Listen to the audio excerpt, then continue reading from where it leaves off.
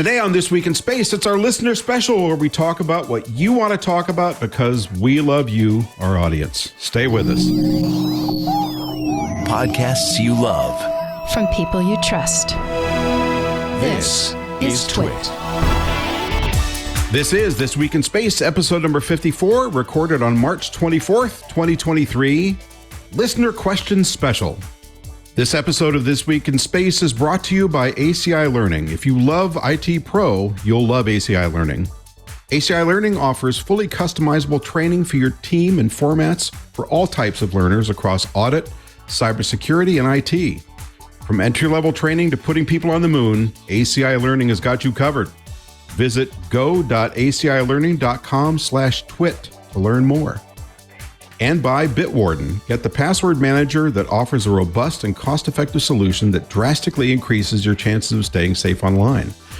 Get started with a free trial of a Teams or Enterprise plan, or get started for free across all devices as an individual user at bitwarden.com/twit. Hello, everyone, and welcome to another episode of your favorite This Week in Space, the Listener Special Edition. I'm Pyle, editor-in-chief of Badass Magazine. I'm joined by the infallible Tariq Malik. How are you today, Tariq? I'm doing well, Rod. Doing well. It's Friday. Got to get up for Friday, right? Really excited. Absolutely. Although all my days tend to run together because when you're freelance, life is like that. Well, with us today are you, our beautiful listeners, without whom we'd just be sitting on a porch talking about the good old days and watching Star Trek Deep Space Nine reruns. Yeah, or Voyager. Shudder just thinking about it. So here we go. DS9 was amazing. I wanted to like. I worked on it for 3 years. I really wanted to like it, but I just couldn't quite. There was just too much of the bouncing in the chair while the battle was going on. Anyway, we're getting off topic here. And subspace anomalies. There's always a subspace anomaly on DS9. And that goofy space station. I'm going to get some hate mail on that. Before we begin, however, we have a new space joke from listener Benji Kirk. Ooh, Benji. Kirk. I like that name. Yeah, right? Yeah. You ready?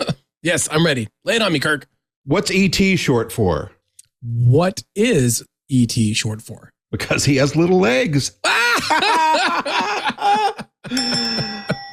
Yeah, look at that. New thing. Yay. Way to go, Benji Kirk. As always, we invite you to join Team Tariq and send us your best, worst, or most middling space joke. And please don't forget to do us a solid and make sure to like, subscribe, and all that cool podcast stuff because we asked you to. And we're nice guys, so you should. All right, let's move on to some headlines because we got some real cracklers today. Oh, yeah, it's been a busy week for space. So Blue Origin, which has not been flying for, is it a year yet or is it 9 months? No, it's about 9 months. About 9 months. Okay, so we're talking about the New Shepard, the tourist rocket, suborbital flights. Had a few problems on its last outing, which grounded it for a while with a snarl from the FAA. So tell us what you know. Yeah, this is actually hot, like as hot off the press as like we don't even have our story up on space.com as we're recording this, or it might have like just gone live. I was editing it just as we were getting ready to go live today.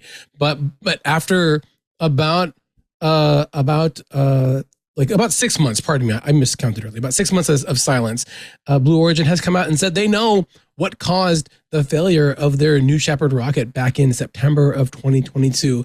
Now, I should be clear that when they launched this mission and it failed, it was not like a space tourist mission. There's no crew, It was the uncrewed one. They have two different New Shepard boosters. One is for crew, one is for uncrewed stuff. And it was the uncrewed one with a bunch of NASA experiments on it that, it launched, something went wrong. The emergency escape system, there's this abort motor like in the center of the capsule, ripped it free, and it parachuted down as planned, and then Blue Origin remotely detonated the booster.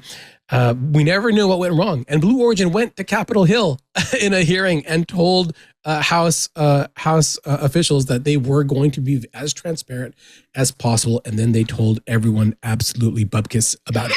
So that's the way it's done. And so today we got a statement from Blue Origin that listed exactly what they found to have happened. And it does sound to be a structural fatigue issue with this reusable rocket. Blue Origin says that the direct cause of the NS-23, that was the name of the flight, mishap was a thermostructural failure of the engine nozzle. That sounds like a lot of science speak and technobabble for a burn through of the engine nozzle because it just wore out. And because they had that heat failure of the engine nozzle, it made the thrust get misaligned because there's leaking out the hole or whatever it was that it burned out, and then it triggered the emergency escape system.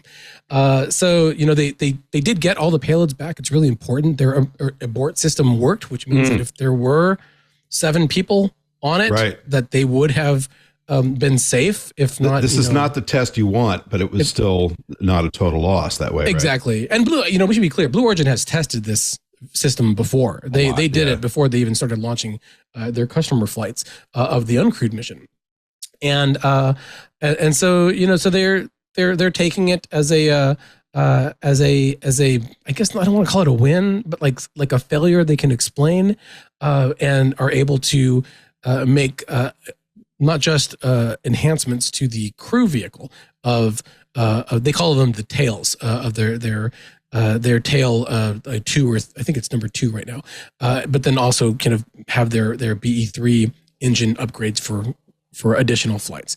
It's still not clear when they're going to start flying again.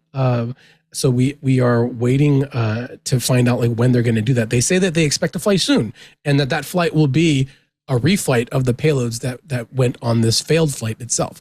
But the timing of that, I think we're going to wait and see how that goes. It says that everything is going to have improved structural performance with the heat loads that they're going to be under with the new nozzle design they've got. So, it sounds like case closed for this issue, and that they're going to try to avoid it in the future.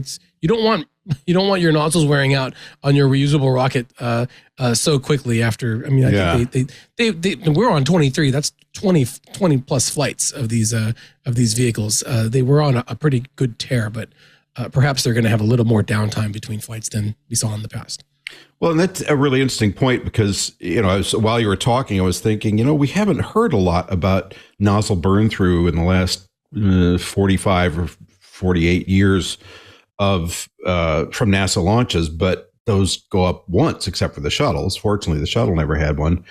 But for people who don't know, and Tariq and I were talking about this before we started today, we think this is a nozzle that's cooled by recirculating fuel. So you take this cryogenic fuel, and the nozzle is actually made up. It's really amazing to look at, a bunch of welded tubes, and the fuel recirculates through this thing to keep it cool, and it also preheats the fuel, which is a good thing. So a burn through is bad because now you've got fuel spewing out, and if you're still low in the atmosphere, I suppose you have enough oxygen for it to ignite. So that would cause a pretty fast detonation, wouldn't it? Well, yeah, and they didn't get that far with this one because I believe they terminated the flight after the once it tripped. So, but if they do push to orbital, they're going to want to make sure they understand this, and if it affects the BE4 engine, because BE4 is an evolution of the BE3, right. And so having that design change and seeing if they have to make any changes. It's not clear that they do. Right, BE4 is a very different engine. It's a much more powerful engine, and but it's also that they're selling to other people. That's right. That's right. And they want to use it for New Glenn, which they want to fly astronauts on one day eventually. Right. But it's interesting. At least we know now what they've said here, and we'll see how fast they're going to go fly. But they've got a lot riding on this vehicle. In fact, Blue Origin's going to launch Jeff Bezos's girlfriend, Lauren Sanchez. I'm not sure if I got her name right there. I'd have to go back and check, with an all-female flight coming up. So cool. There's a lot of things coming down the pipeline there. All right. Next up, we have a kind of successful flight from Relativity Space. And Relativity is a unique company. They built their launcher. I think it's 75% additively manufactured. So it's basically 85%. 80%. Yeah. So it's 3D like almost the thrusters. Was like it's like the gaskets. Basically, anything that's not metal is what is not 3D printed on this rocket, and it's kind of like a conflicting story because number one, they launched the rocket it got off the ground from Launch Complex 16. Yay! A success. And not only that, so first of all, it didn't blow up on the pad. So Tim Ellis, CEO of Relativity Space, is very excited. It got through max Q, that period of maximum dynamic pressure where it's under the most stresses during flight. And that was the milestone that Tim Ellis and Relativity Space said they wanted to get through for this rocket. And unfortunately, something happened at just after stage separation of the rocket. The Terran 1 is what it's called. And the second stage didn't fire properly. Like you could see it on the video feed sputtering. It looked like it ignited, and then it kind of went out, and then they cut the video feed, and then that was the end of it. So clearly, there's some forward work to figure out what happened. This was the first launch of a brand new rocket, and failure was not out of the question. And Relativity Space did a lot to temper expectations, saying that as long as they got through Max Q, they would prove that additive manufacturing, 3D printing, is a viable way to build rockets. And they were really hoping to prove that because they've got a factory in the LA area where they've basically built this massive production line that 3D prints these things. They did that. And it has 9 Aeon-1 engines. They're all fueled by methalox, methane, and liquid oxygen. And it looks spectacular, this brilliant blue column coming from these 9 engines all the way up. And the time-lapse images are just amazing. So if you haven't seen these... All the journalists that wrote about it were going on and on about how pretty it was, which is kind of unusual. You don't see that very often. And this is the first U.S. orbital rocket to use this fuel. And if they got to orbit, they would be the first to actually get to orbit with this fuel, because China has tried and not reached orbit yet also. And this is what SpaceX is betting the farm on with its Raptor 2 engines too. So interesting to see all of that work as close to perfect, at least through Max Q, the initial stated goal of the company. I wouldn't, take a failed orbital flight on a very first flight as a bad sign. SpaceX lost 3 of their first 4 launches, and look where they are now.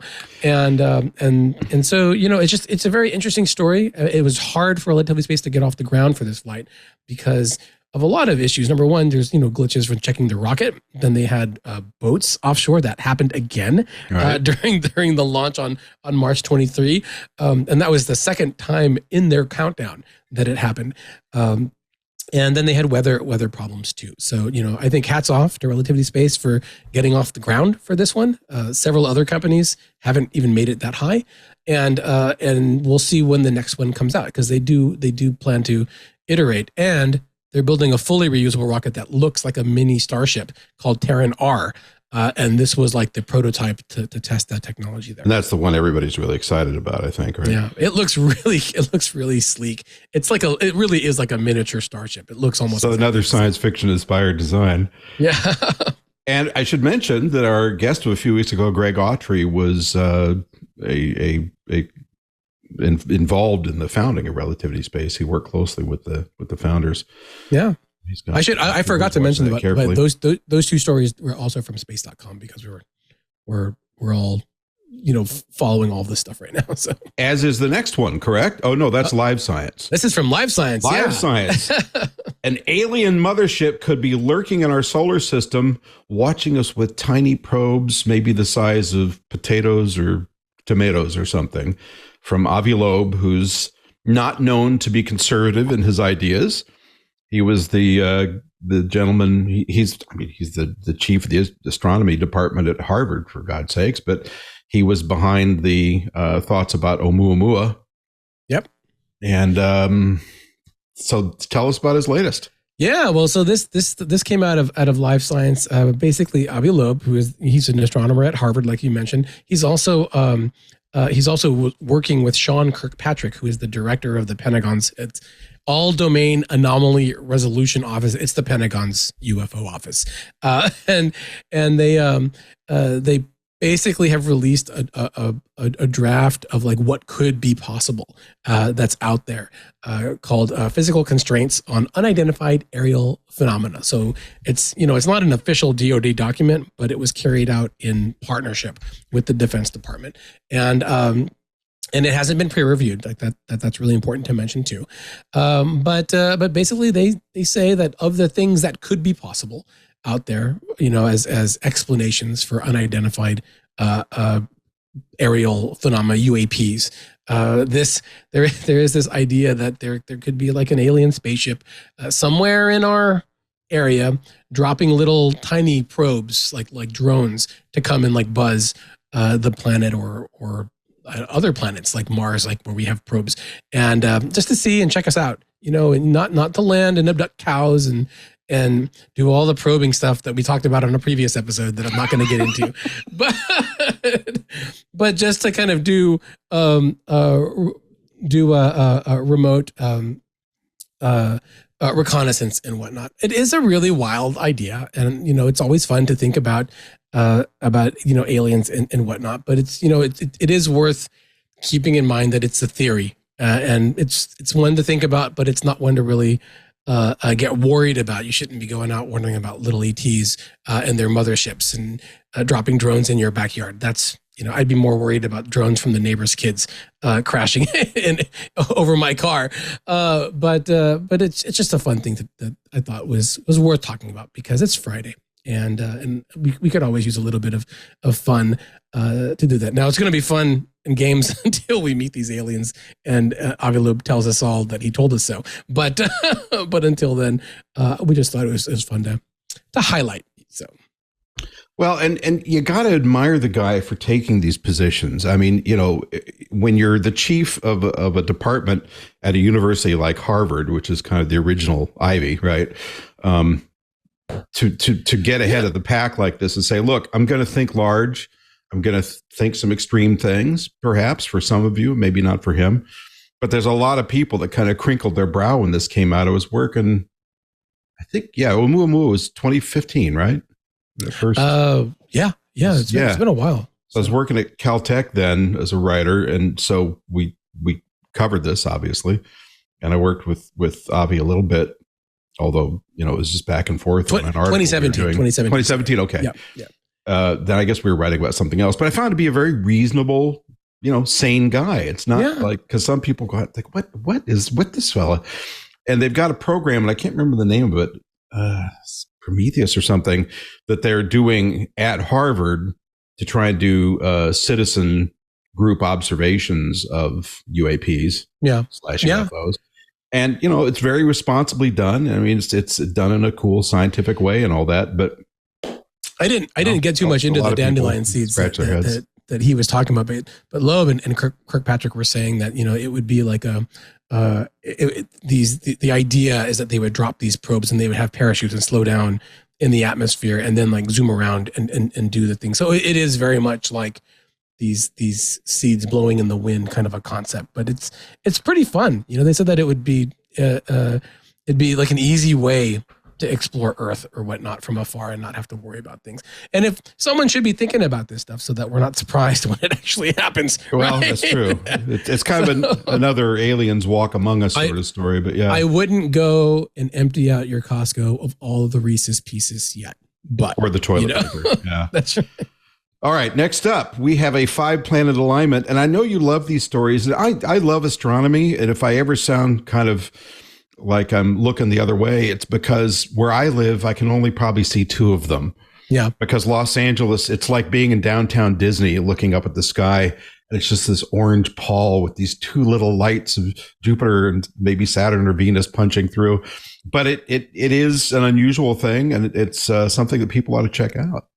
Yeah. On March 27th. So this is in the next week. And I just wanted to put a little bit of a pin in this. This came from our columnist, Joe Rayo, at space.com. And basically Mercury, Jupiter, Venus, Mars, and Uranus, no jokes, Rod, Uranus. What do you think of me anyway? And I guess it's past behavior, isn't it? I'm the one that makes the Uranus jokes. So we got a headline with that planet is there is no good way to pronounce it, right? That's right. That's right. No, we have a story right now about how, want to see Uranus, the crescent moon points the way. That's actually a headline on space.com right now. But But no, I digress. On March 27th, you've got this alignment of these 5 planets. Uranus is really hard to spot with the unaided eye. You would have to use some binoculars. It looks like a blue-green dot or a telescope.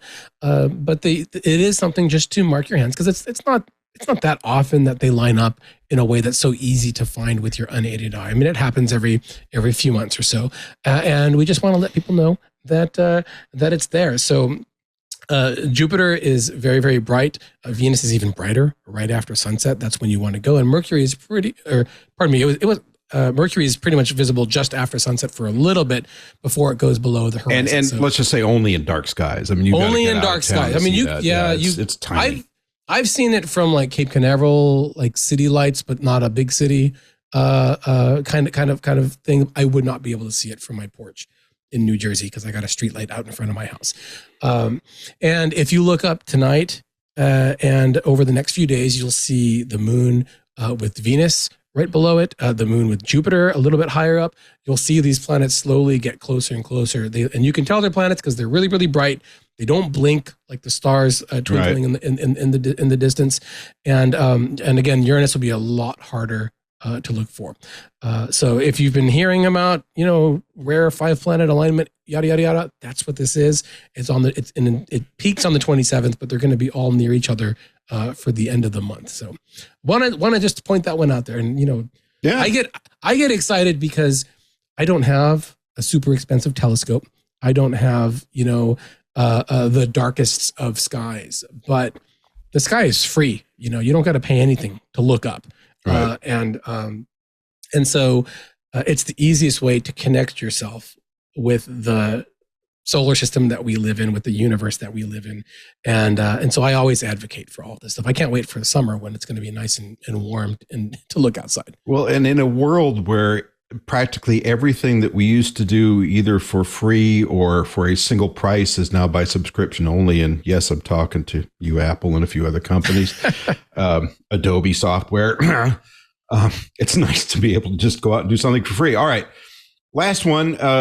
Strongest solar storm in nearly 6 years slams into Earth. I love these headlines. That's right. Because it's so evocative. It's like I'll be standing out tonight looking for the 2 planets out of the 5 I can see, and I will be slammed by the energy from the storm. And I wish I lived further north because we're getting a lot of encroachment of the Aurora Borealis down into lower latitudes, but I'm too far south. And so that was the really exciting thing. I was actually really excited to see this from our writer, Daisy Dobridjevec, out in the UK. She picked it up first thing in the morning, her time.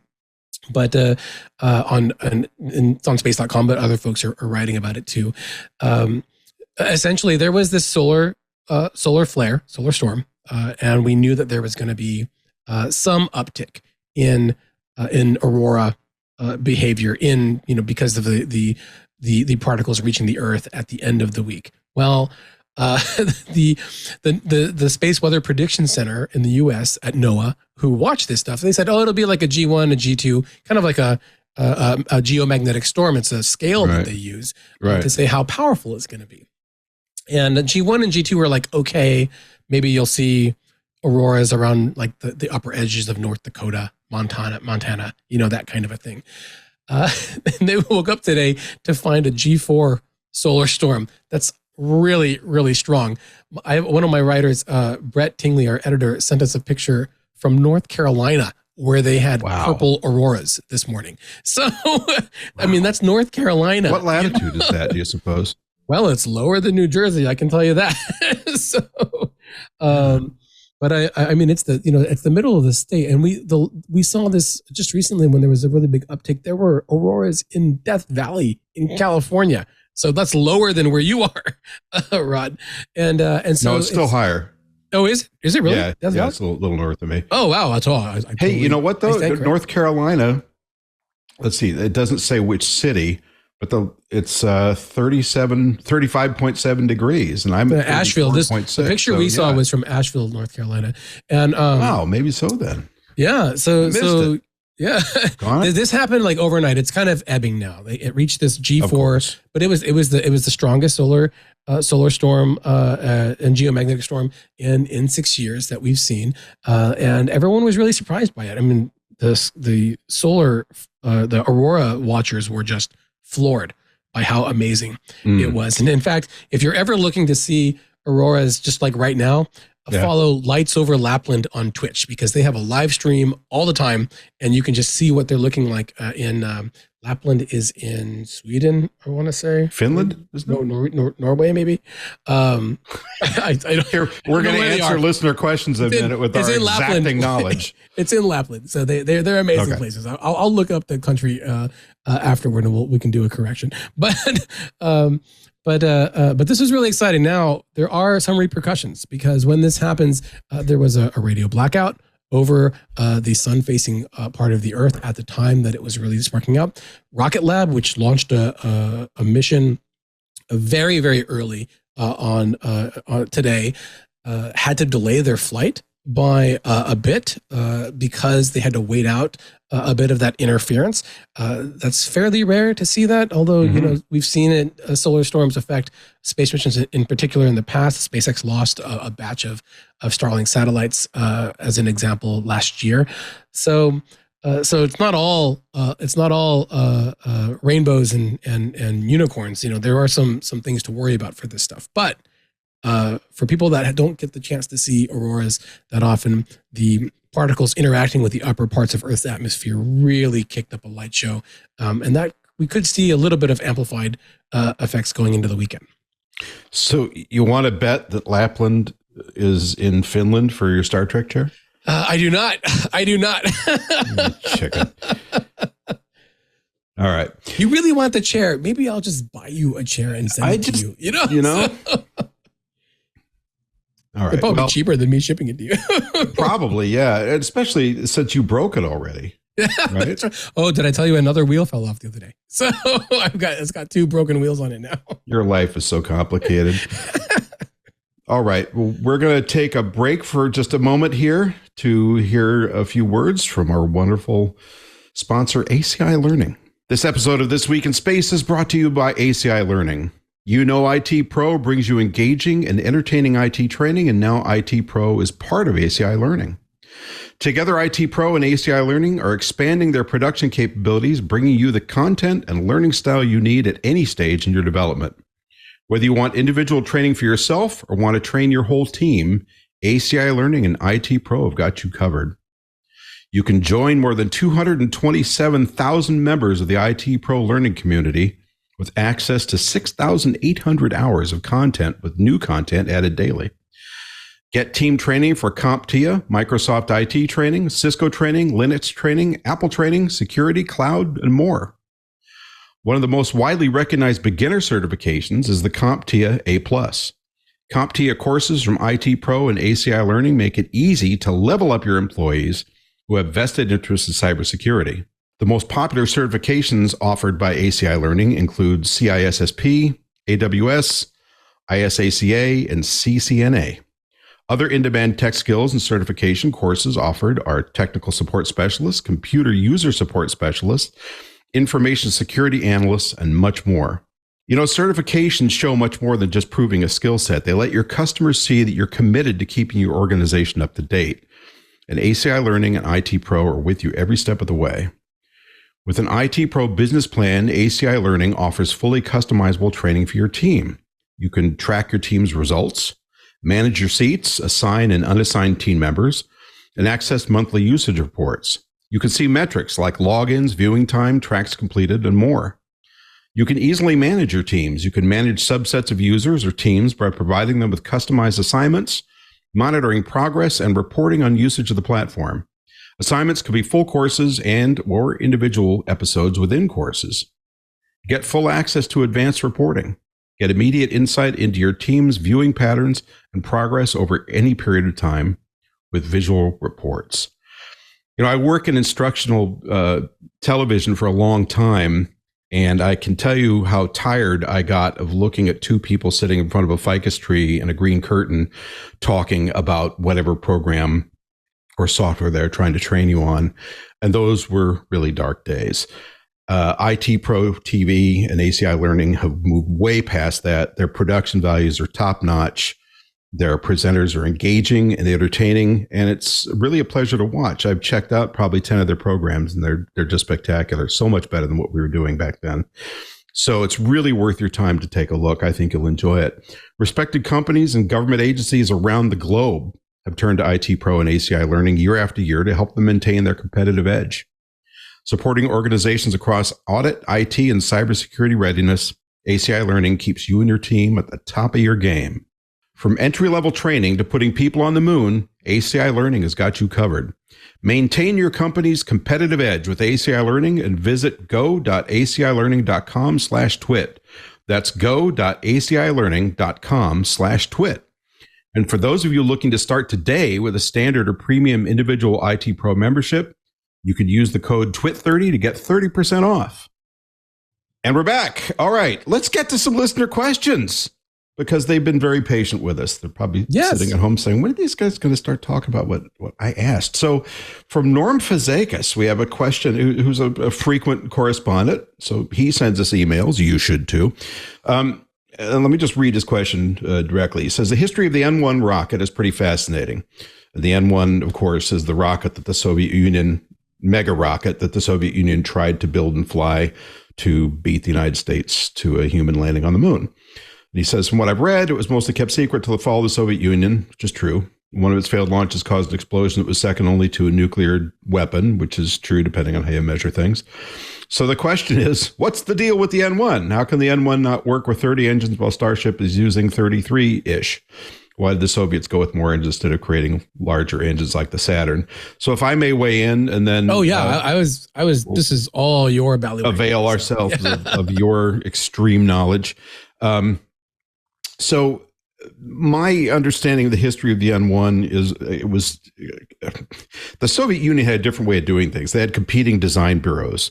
So while we had different prime contractors working on parts of the Saturn V, for instance, there was Boeing, and I guess Chrysler was just on the Saturn 1B, but there was Boeing, and North American built the second stage, Boeing built the first stage, and the North American built the Apollo capsule, and McDonnell Douglas built the third stage, the S4B.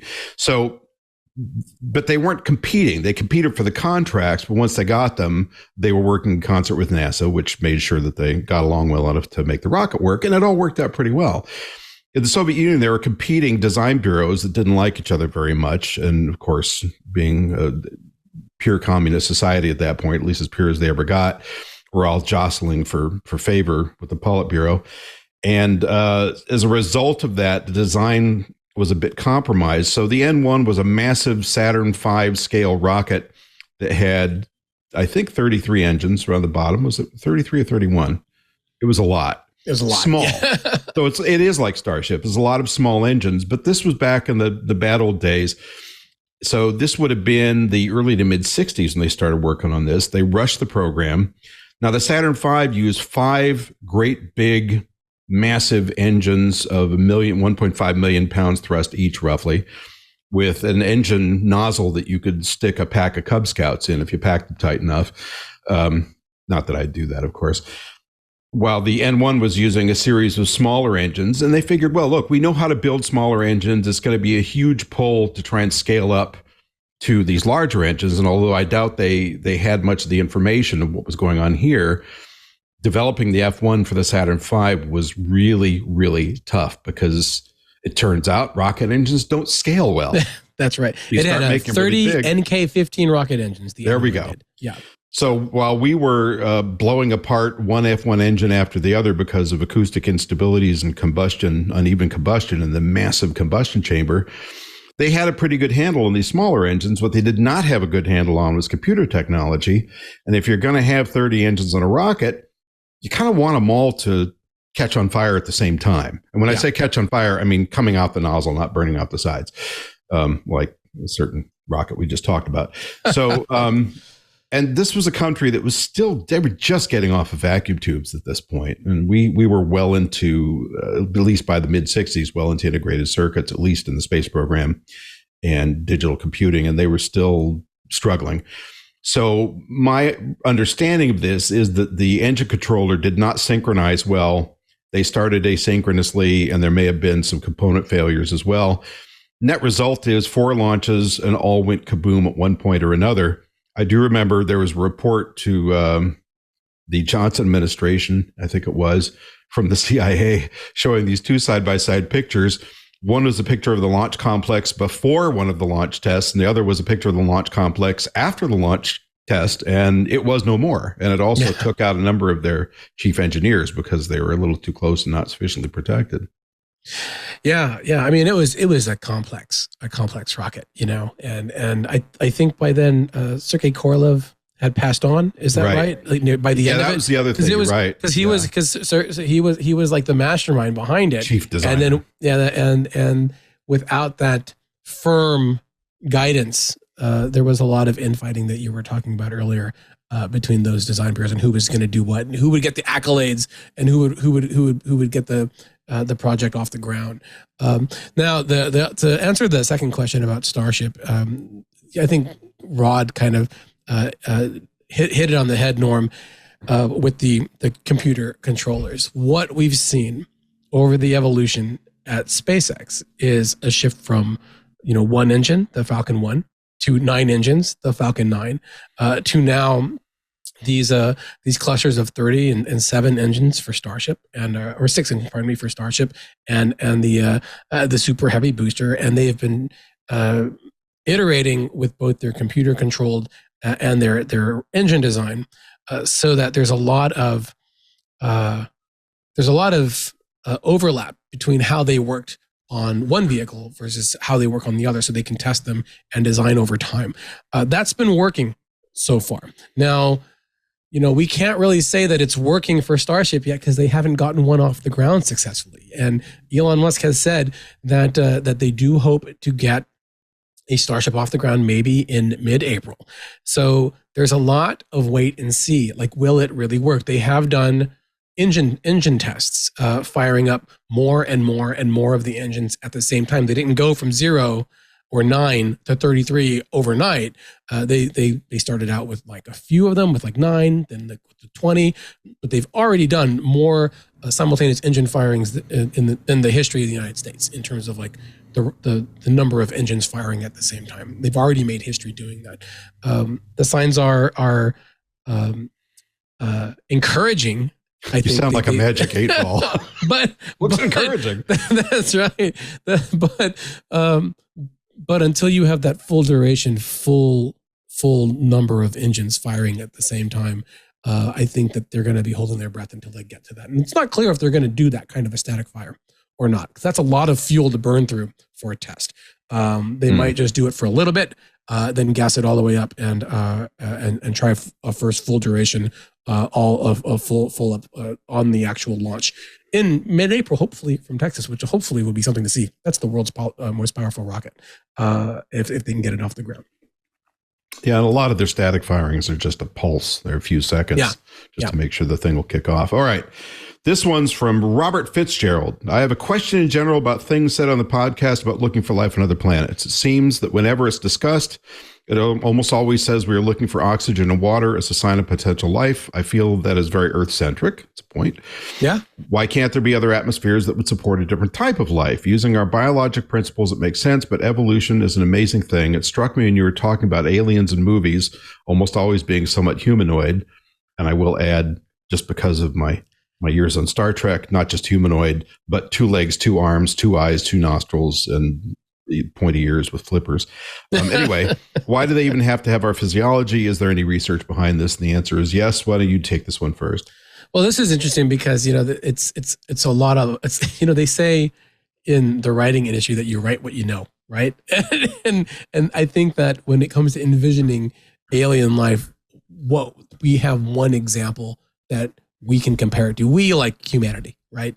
And the reason that we're always talking about water on the podcast is because the scientists at NASA, at ESA, and beyond, have made the case that wherever we see water on Earth, in the ocean, in Antarctica, in those super acidic lakes in Rio Tinto in Spain, that even as extreme as that place might be, if there's water, there's life, and that's why it's been such a key thing that these scientists have been saying. But Robert, you are right when you say that there could be a wholly other different thing. I think in science fiction, I was reading a Ben Bova story about Venus and how there's like the life there was like silicone based. It was like metal, you know? Yeah. There was a study in the mid to late 2000s, and it made a big splash because it suggested that arsenic based life could be possible. Possible. That. Yeah, right. Remember how excited everyone was? Kind of amazing, yeah. Yeah. And that was because that was fundamentally arsenic to us and to most of the life that we're based on is poisonous. It's super, super toxic. It'll kill you. And yet here was this finding that said that it was possible. And so, there is research being done in it. It's just really hard to know exactly what it would be, because if you're going to go beyond what we know as life, then basically anything is possible. I mentioned in our Space Books episode that that National Geographic book about the universe, and there was like an alien with like ice skates for feet on Pluto, and like these solar hoops that would like absorb cosmic radiation as food. I mean, that is crazy. There could be plants that are that are intelligent out there, like the Triffids from John Wyndham's book, stuff like that. Hopefully don't kill us all like the Triffids, right? So Day of the Triffids, it's a really, really good book if anyone wants is looking for a fast sci-fi read. But so there is research being done to see like what kinds of life could survive. But basically when we're looking for life on Mars, they're looking for things that we can say really looks close to life that we've seen on Earth, so that we would know what it looks like. So it would be really sad if those astronauts get to Mars and they like start kicking a bunch of rocks around and it ends up being like granite based, life or whatever. The Horta. Yeah. No kill eye. That is one of the best episodes too. And it's interesting, when you look back at our off-world research efforts with this, I always think of Viking 1, of course, landing in 1976 on Mars. For life science experiments, really, from our viewpoint today, pretty naive, because they all involved ingesting a soil sample and then either injecting it with some kind of nutrient broth or just water that had a radioactive marker, and then with a mass spectrometer, you'd see what came out of it. Was there metabolism going on of some kind? So it was very Earth-centric. But at this point, when you look at what JPL and others are working on, they're really looking for everything. So as much as they can jam on, and of course, of prime interest is the moons of the outer solar system, Enceladus for Saturn and Europa, Jupiter, because we really think there's a decent chance that there's something lurking in that ocean below the ice. Yep. But the only way we're going to get to it, probably in the next 40 or 50 years, is to scrape off samples from the surface or scoop them up when you're in orbit, because drilling down through kilometers of solid ice of various types is probably a non-starter unless you just drop a plutonium pellet, let it go. But we don't like plutonium on other planets where it doesn't belong. So hopefully that'll be the way we'll find something. There is one other place, and perhaps this is a nice place to end it for this question. But Robert, there's an increasing interest in Venus right now because Rocket Lab wants to send a probe there. NASA has 2 missions, maybe one of them is kind of on thin ice funding wise. But a few years ago, or if not last year, there was a couple of studies about this chemical called phosphine in the atmosphere of Venus, right. that they think they may or may not have seen this chemical there. And the reason that they like it is because it's a possible biomarker. It's a possible product of some kind of biological activity. Excuse me, let me just point out, when this came out, most of the outlets that picked it up that I saw said, if there's phosphine, there's life. And then well, no, wait, there are other chemical processes that can cause that. So sorry, go ahead. There's just like rocks can make methane on Mars, right? Right. not farting cows. But that, I mean, so that is another avenue. We talk a lot about water. We talked about arsenic earlier. This phosphine signature is another potential thing to look at, but it might, we might meet aliens and they're going to be like totally different than we could ever even fathom. Maybe it'll blow our minds. Maybe we'll never be able to talk to them, or, and this is the worst case scenario, maybe we won't recognize it and then just miss out on the discovery of the century or generation, millennium, just because we're just too, it's too alien for us to fathom that that's what it is, Well, this is why I respect NASA for over the years. Occasionally they will convene a bunch of non-traditional people. I mean, they'll have life scientists, but they'll also bring in big science fiction thinkers like David Brin, and say, okay, what do you think? What might be fine? And they really do stretch the envelope. So I'd have to say, just in closing this question, that I think in the last 20 years, the thinking really has expanded and become much less Earth-centric. And part of that's just because they're able to design much more compact, elegant, small life science detection packages that can do more without being the size of a school bus, especially for the outer solar system. And also because we've been discovering extremophiles on Earth. There's rocks in the Antarctic that have critters living under the surface of the rock where they can metabolize things. And of course, famously, there's life down in the hot vents in the ocean floor that's living in, I don't know, what is it, 600, 700 degrees temperature with metals spewing out these black smokers, and they're happy as clams. Eating sulfur. Yeah, exactly. So, I only smell like I eat sulfur. All right. Speaking of alien life, I've been sitting here talking with you for like half an hour, and I just realized you have a stormtrooper in the background now. Yes, because I completely everybody missed that should. Well, I had him up there the other week, but he fell over because he's just blown up with air. But he's full of air. So before we move on, let's take a break to hear from our very good friends at Bitwarden. This episode of This Week in Space is brought to you by Bitwarden. Bitwarden is the only open source cross-platform password manager that can be used at home, at work, or on the go, and is trusted by millions. Even our very own Steve Gibson has switched over.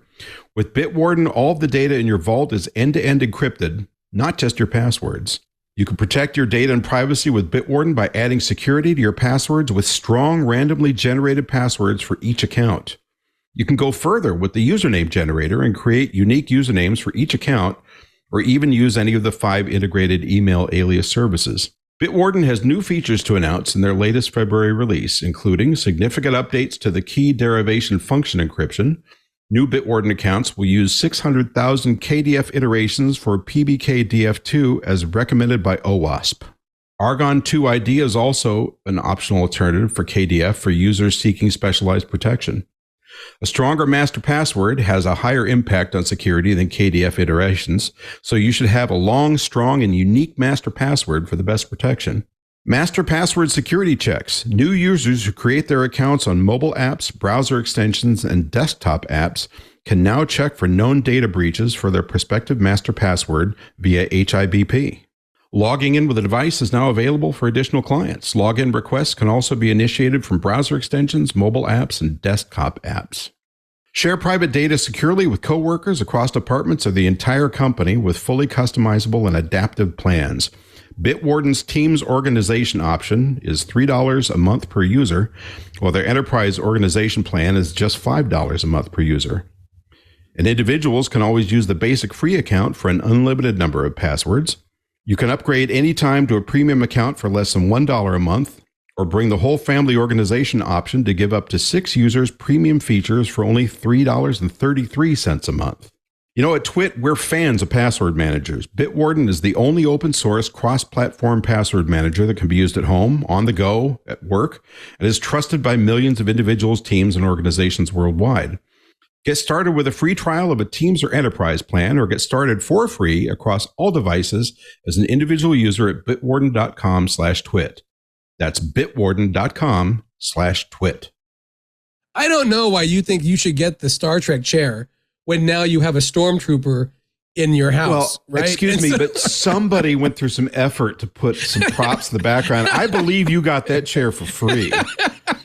Do you have any idea what it cost me to do the spacesuit and the alien head back here? Oh, well, I mean, I wrote them off on productions, but still, I give you the mad props. My chair doesn't even have those buttons that Kirk would have to push. I would just, if I were you at this point, I'd take all the wheels off and just let it be a stationary chair. So I don't have to hear every 3 weeks, I broke another wheel. All right, I will tell you a secret. I jammed a lot of duct tape in there. So now it's been fine. I've been 2 days and no problems. So. And that's what happened to the N1. Okay. Because that kind of thinking. Yeah, we use tape, Conrad.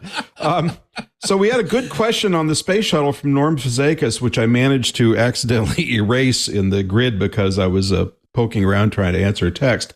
But basically, he said, as a young man, he heard about this very cool reusable spacecraft that was going to fly. And I believe the biggest claim they made when they were evolving and trying to sell that program to Congress was 54 times a year. That's right. It'll land, we'll clean it off, empty the ashtrays, and off it goes again. And it's important to remember that during that time and before that time, while they were planning out what a space shuttle might look like, they had bigger, better plans. I mean, it was going to be on the first stage would also be a big flyback booster. Yep. So the whole thing would be reusable. And then the budget started getting mangled and they had to start making accommodations. So the external tank instead of the flyback booster, and then most of the heavy lifting being done by those two big solid rocket boosters, which is what did in Challenger in 1986. And, in the 60s, Wernher von Braun basically, and I'm paraphrasing here, but basically said, "You're going to put human beings on solid rockets over my dead body. Mm-hmm. Do that. That's what you'll have is dead bodies." And they, of course, revised that to make the shuttle happen. So it was just one compromise after another. I would say also, though, in defense of the design, and that wasn't NASA's decision. That was NASA's best solution to this stranglehold the Nixon administration had, kept saying, you got to do cheaper, you got to do cheaper, you got to do cheaper. Yeah, you have to serve the military. The military has these satellites that are this big, so you need a payload bay. You need a bigger payload bay. That is 60 feet long to fit these bus-side satellites into it. So and you got to have now it's a bigger rocket. And this cross-range capability, so now you've got a vertical stabilizer or rudder that's a couple of stories high. So it just went on and on. But I think it's also fair to say this was a little ahead of its time, maybe. There was a lot of things that technologically didn't exist that do exist today. So, for instance, the thermal protection system, which is all those little silica tiles, if you've ever had a chance to handle one, they're basically glass foam with a little slick ceramic surface on it that if you flick it hard enough with the tip of a pencil, it punches right through. So those things were really, really delicate. To me, it's amazing it worked as well as it did, but it was a very compromised spacecraft. Yeah, I think the TLDR norm is that, you ask, could the first shuttle have been better? And the answer, I think, is yes, right? If we had not compromised anything and they really pushed the design with no limits on spending, they probably could have built what von Braun's shuttle dream was, where you've got the orbiter on top, so you've got no foam impact on the heat shield at all, which is what led to the Columbia accident, because they put the shuttle on the side of the booster and the foam came off the external tank and damaged the wing leading edge thermal protection system. A lot of that could have been avoided if they had pushed these other designs and not tried to make this one size fits all like truck to get to space to do all the things. I think, Rod, correct me if I'm wrong, but the first space shuttle concept was to be the transport to go back and forth.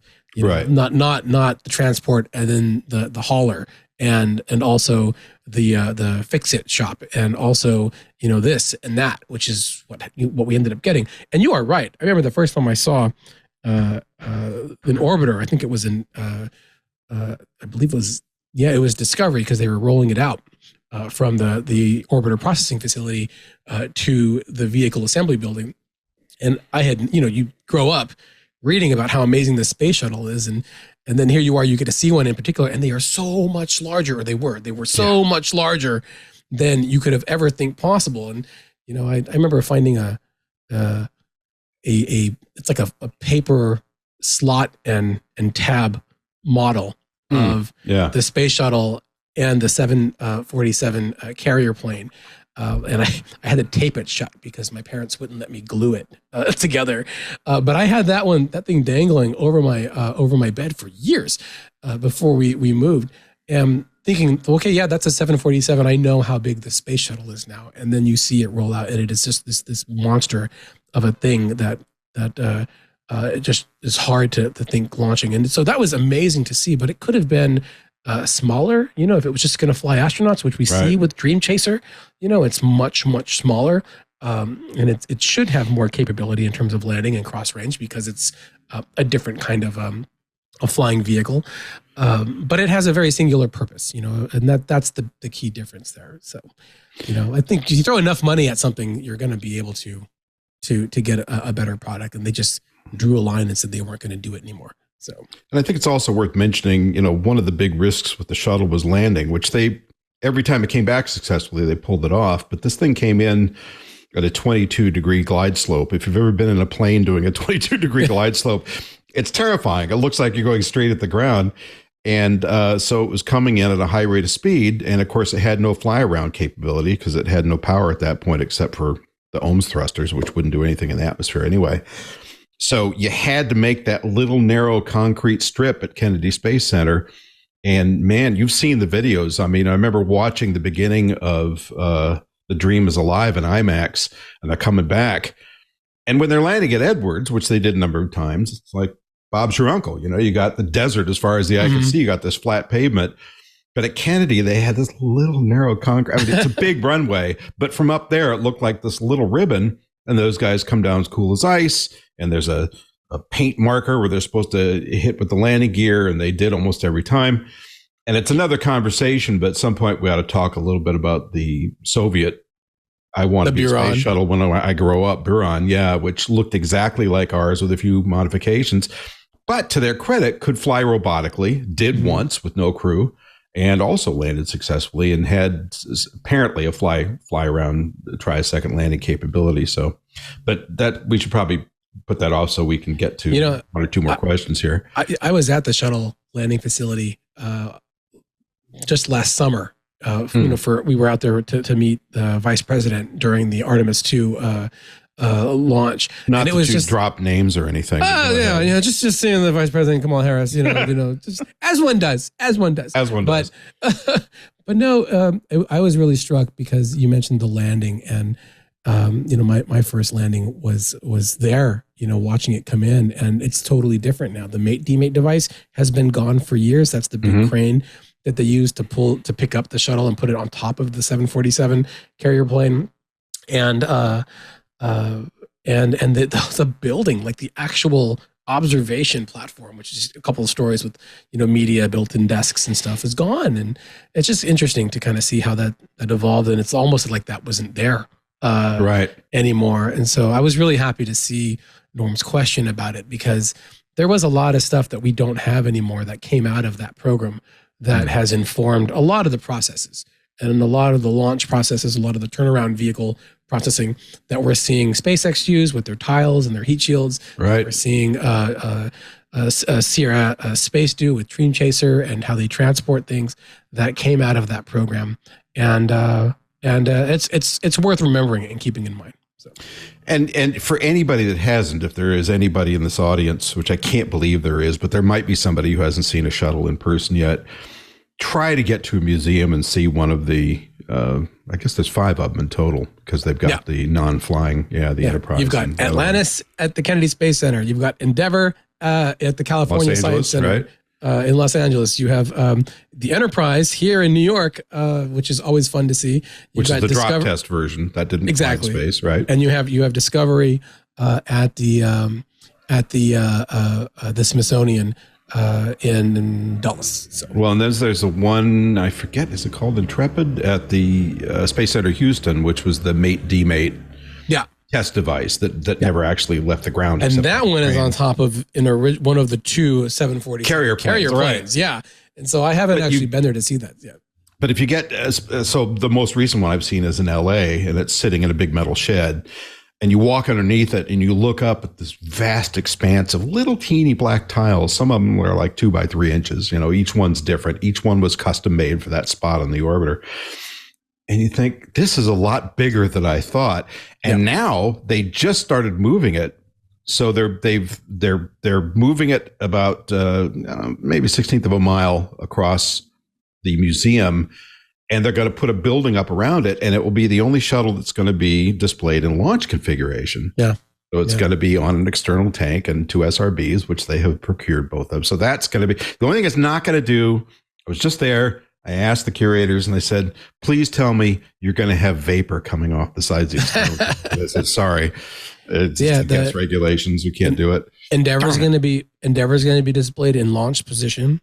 Discovery, the most flown at the Smithsonian, because of the rules that they have, isn't as if it just landed. So it has to be pristine. They can't do anything to it. And Atlantis is displayed at the Kennedy Space Center Visitors Complex as if it's in orbit on a Hubble servicing mission. And that's a great display. It is fantastic. If anyone ever gets that chance to go to it, you should go see it. It is absolutely amazing. The only thing that distracts is the screaming children, but that's a museum thing. All right, I think we got time for one more. Gosh, we got a bunch. We're going to have to do another one of these. And by the way, dear listeners, please, we're going to do another one of these episodes fairly soon. So please, if you've got more questions, send them in, because we love doing this. From Art Newman, orbital degree question: what, if anything, is being done to address the growing clutter of items orbiting the Earth? Seems like the volume is increasing at a rapid rate with things like Starlink systems and future Amazon network, not to mention the bits and pieces floating about. Oh, what a tangled web we weave. That's a great question. Orbital debris is a huge problem because you've got everything from old rocket stages up there to chunks of ice, of spent fuel that was vented out and so forth. You've got rock left over from the formation of the solar system. You've got the results of anti-satellite weapons tests by the U.S., Soviet Union, China, now Russia, India have all tried their luck at anti-satellite weapons. And of course, you smack in one of those things and it breaks into hundreds of thousands of pieces or more. And they're all dangerous. And let me just remind everybody that a paint flake the size of a dime in the thickness of a couple layers of paint took out a good portion of the front layer of one of the shuttle's front windows. Now they're multi-layer, so there was no danger to the crew, but it was enough to really put a serious divot in that front layer of glass. So when things are orbiting at 17,500 miles per hour in different tangents, they're dangerous. Yeah. So all that stuff is up there. It's a huge conversation. We'll be doing an episode on it because it's something I've been meaning to bring in, but the bottom line is it's kind of an open question. There's been a lot of things suggested now for Starlink in particular, and for most new satellites, they have to have a way to deorbit themselves at the end of life so they don't just stay up there. But that's only been true for a few years. Most things eventually come back, but if they're in a high enough orbit, they can stay up there forever or close to it. And so there's a bunch of companies that are trying things like nets that would pick stuff up. The Japanese harpoons. The Japanese are trying an experiment with, it was a big cable with electrostatic attraction, as I recall, right? Mm-hmm. And drag sails too. Several CubeSats have been testing drag sail technology. So explain what those are, though. Yeah, sails in a vacuum sound weird. And so these drag sails are like these deployable things. You think of like a solar sail that a satellite would use to like steer. That's not what these are. It's meant to create the drag. Because even up in low Earth orbit, while these satellites are in space, there's even a little bit of vestigial or wispy atmosphere. It's why Skylab fell out of space over time. And it's also why the space station, which is like 350 miles up or so, has to reboost itself to raise its orbit over time because it has these giant solar arrays that create drag and pull it down. So there's a lot of these companies that are coming up with these different ways to do it. There's another company, Momentus, which is a Vigoride space tug that they've used to attach to some Intelsat satellites to give them new life, which then means it's less space junk because they're using the satellites for longer. At the same time, there was just a report a couple of weeks ago where NASA scientists are saying that we need a treaty for orbital debris. Those treaties can include things like not building space weapons to destroy satellites, which Russia and China have done in orbit. India has tested one as well, and the U.S. has done that but too. It was a long time ago. Yeah. Yeah. But there are clouds of debris created from the Chinese anti-satellite test, from Russia's anti-satellite test, that we have to deal with now because there wasn't a rule or a treaty for that. And so there's discussion now about it's really time to get serious about that part, because that report says that there could be like 100 trillion with a T pieces of space debris in orbit right now, which, you know, is a lot of junk. And no one is really cleaning a lot of it up. And by 2030, there could be something on the order of 75,000 satellites in orbit around the Earth. Right now, there's 9,000 satellites as of and that's doubled in just the last 5 years, right? Because of these mega constellations that we're seeing over time. So, so it's you know, we don't want to ruin space so that we can't go. So that it makes it impossible. And that's what's being looked at right now. So how to mitigate it, how to prevent it, how to deal with what's up there right now. So if you want to make money in new space, that's a good place to do it. Either how to bring this stuff down, which is the simplest way to do it, or if you're really clever, if you can find a way to repurpose all that metallic material up there, which we've already paid to launch, if you can gather that stuff and smelt it and make it into something new, now you're really onto something, because we've already spent quadrillions of dollars getting it up into orbit. We might as well use it for something new. I will mention just before we go, although the movie Gravity had its issues, it did wrap itself pretty heavily around the Kessler syndrome, which is the idea that you reach a critical mass with this orbital debris and the pieces start banging into each other and breaking up smaller and smaller. And you have this cascade to the point that you now have this impenetrable blanket that you can't even launch through. So on top of all the other things we're doing to the planet, we may soon end up finding it covered in that. And we don't want that. I'd like to thank everybody for joining us for our listener special. If we didn't get to your question this time, we will next time, but please feel free to send in any that you've got. And of course, you can always reach us at twis@twit.tv. That's TWIS at twit.tv. And I think most of our answers were probably right on the money. I hope so. But if not, send us an email to correct us. Oh, they will. Oh, they will. Don't you worry about it. And of course, then we'll have to, eat crow when we're on the air next time.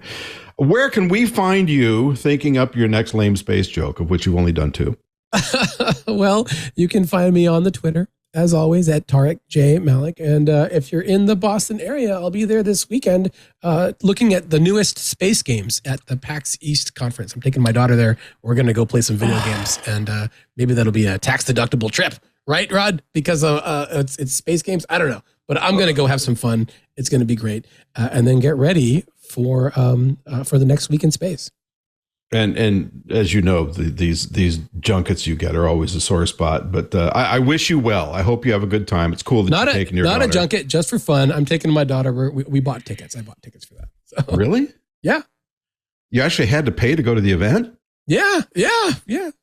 Dude, it was sold out too. It was sold out on Saturday. We're only going on Sunday. So. Oh, well, in that case, I'm not envious anymore. All right. You can always peek at me, of course, at pylebooks.com or at astromagazine.com, where my glorious magazine lives. I'm also on Facebook, Twitter, and occasionally Instagram. Don't forget to drop us a line, as I said, at twis@twit.tv.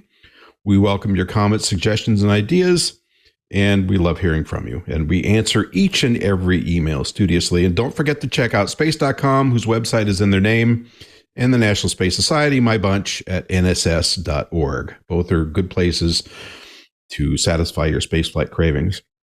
New episodes of this podcast published every Friday on your favorite podcatcher. So make sure to subscribe and tell your friends. Give us reviews. We'll take thumbs up or tongue stuck out or whatever they got. Just make sure you give us a bunch of them. And don't forget, you can get all the great programming on the TWiT network ad-free on Club TWiT, as well as some extras that are only available there. I mean, that's where this show started, right? We were born from that. We were inside only, and then we made our way to the big time, and here we are. So you want to keep supporting that, because they're doing good work, and the network needs it. And $7 a month is a heck of a deal, because what else can you do with that? You can also follow the TWiT Tech Podcast Network at TWiT on Twitter and on Facebook, and twit.tv on Instagram. Thank you very much. And Tariq, I will see you next week. Have a good time in Boston. See you then. I look forward to it. Bye-bye, everybody. Hey, what's going on, everybody? I am Ant Pruitt, and I am the host of Hands on Photography here on TWiT TV. I know you got yourself a fancy smartphone, you got yourself a fancy camera, but your pictures are still lacking. Can't quite figure out what the heck shutter speed means? Watch my show. I got you covered.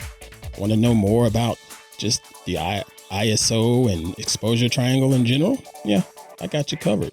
Or if you got all of that down, you want to get into lighting, making things look better by changing the lights around you.